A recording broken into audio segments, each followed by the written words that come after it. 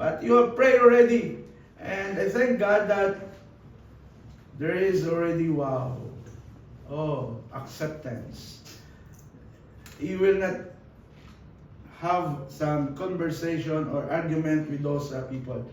But even though what has happened, I also already talked to them.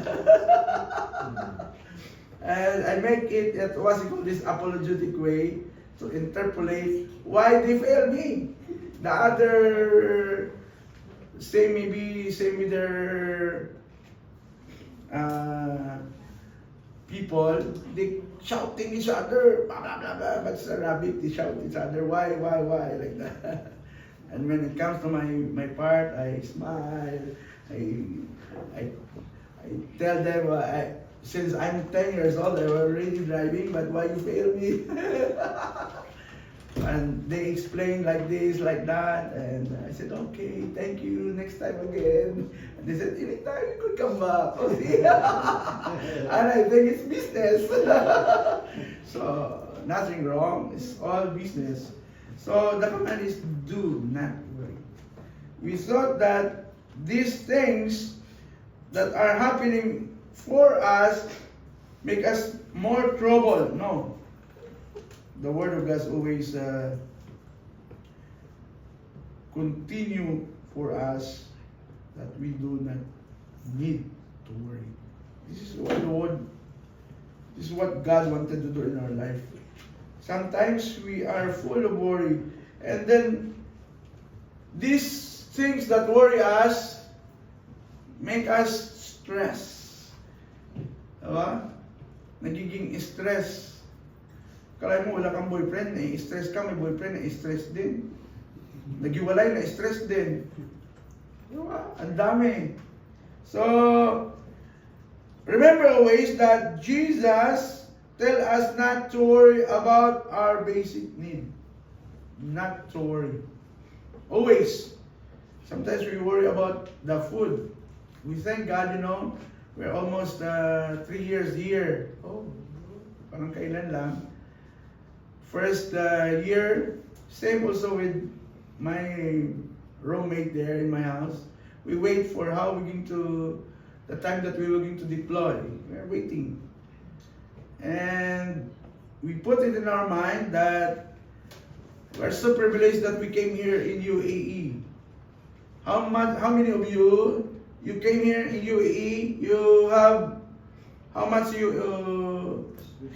expenses you spend? 100,000, 50, like that, right? Sometimes, almost more than. And then when they're staying here in UAE, some of them, they're being scammed by other fellow countrymen. But we, ourselves, we thank God for the Lord. We came here in UAE. We went first in Saudi without any single centavo that we spent. We came also here in UAE without any single centavo. That's why I told them, always told, that why you are here in UAE, first is that you are having vacation. It's a vacation with a plus because you're just waiting for your employer, right? You're roaming around, but right now, Tomas hot, you couldn't roam around. But here I thank God, the climate here in UAE is different from the climate from Saudi because Saudi too much hot. The humidity is, here we have still air. In Saudi, it's almost 50 seconds that they don't have air. Try not to breathe. See, that's the difference. And then too much hot. Feel greasy from your skin and everything. This is the things that God said, Jesus said, do not worry. Do not worry about your food. Do not worry about to drink or our basic need, food, drink, clothing. Because life is more than material provisions. Yung isa nga, may pumunta sa dito one time, one of my African, he's from Oman, and then he went here without nothing, only the bag. Because I tell her to put her hand carry bag with her. But he put it in He checked in his hand carry bag. And the airplane went to the Philippines with their bag. So when he went here, no more luggage. Diba? Some of you experience that. Maybe you don't experience that. Do not worry. So, worry distract us from God's purpose and even steal our peace. Hello? We know that we have the God of Shalom. God of peace. Amen? If we have Thomas trouble, Thomas thinking, nasubukan nyo na ba natulog kayo na marami kayong iniisip? Yeah? Pati yung 1 plus 1, hindi mo masagot sa isip mo eh. Right? Even the simple mathematics, you couldn't answer because you are too much worried. Last time we talked about we were having our alarm clock in the morning so that we could wake up. That's faith. But sometimes even the alarm clock, hindi pa nga nag-aalarm. Alas 3 yung alarm mo, alas 2 gising ka na. Nag-worry ka, kailan ka mag-aalarm yung alarm. Have you experienced like that? Mas nauna ka pang gumising sa alarm mo. So there are things like that.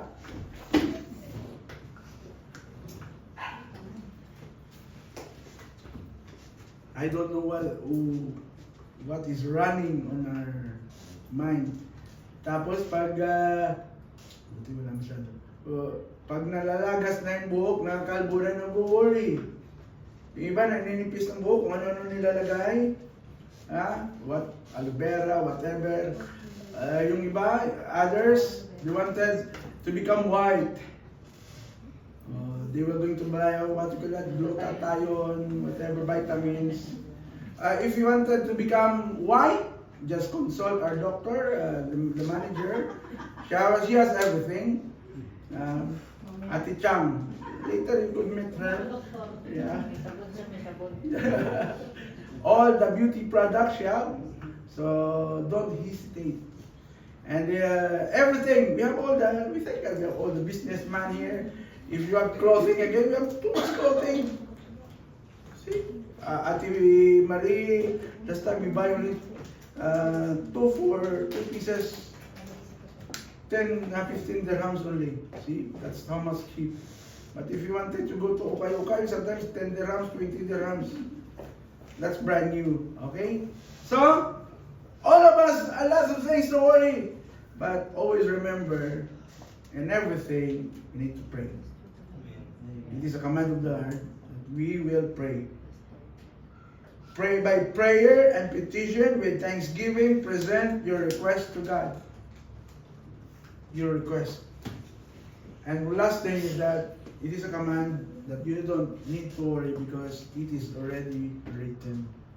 All the things that are happening in this day is already been written in the Word of God.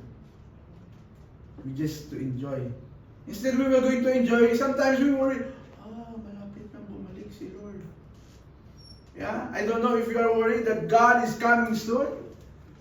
Some of us don't know God. There are a lot of people are still going to the mountain of Tralala and they're seeking God there. But they couldn't find. In our country, the Philippines, there are thousands of myth stories. There are thousands of people having this kind of what is this? Meron silang journey or naghahanap siya. They're searching for something. See? I don't know if you have encountered that in our country. Yung iba pumupunta doon sa Davao, diba? Kasi nandun daw ang tawag ito, New Jerusalem. Pero nakalung. Oo naman. So we pray for that. We need to seek the truth, and the truth will set us free. And only the Word of God will going to give us. So the command is, do not worry. Tingnan nyo. So walang partner, so may partner, tingnan yung partner nyo. Look for your partner. You think that is an accident that you become partner? No. predestined. It's already predestined with the Lord. That your partner is your partner right now. You must love her. Love him. Lalo na sa mga OFW, ang layo natin sa Pilipinas. They said that when they are in the Philippines, they are family, married. When they are here in UAE, they are Single. single. See how the devil tricked us. You know, the devil wanted to destroy the smallest community, which is the family. Let's always pray for the family. There are a lot of family are struggling right now. Because what they have seen in the movie or what they have seen in their television, okay lang, we're friends. See? That's the deceiving of the devil. If you don't yet watch the Fireproof, it's a good movie for the couple. It's a Fireproof. It's a really nice movie. Just watch it. At one day maybe we could have that film showing. You want that, Kuya Robert? Have seen that? Have seen that movie? Fireproof? Not? Oh! Don't worry, you have to watch that movie. It's a good movie for a family. So, command.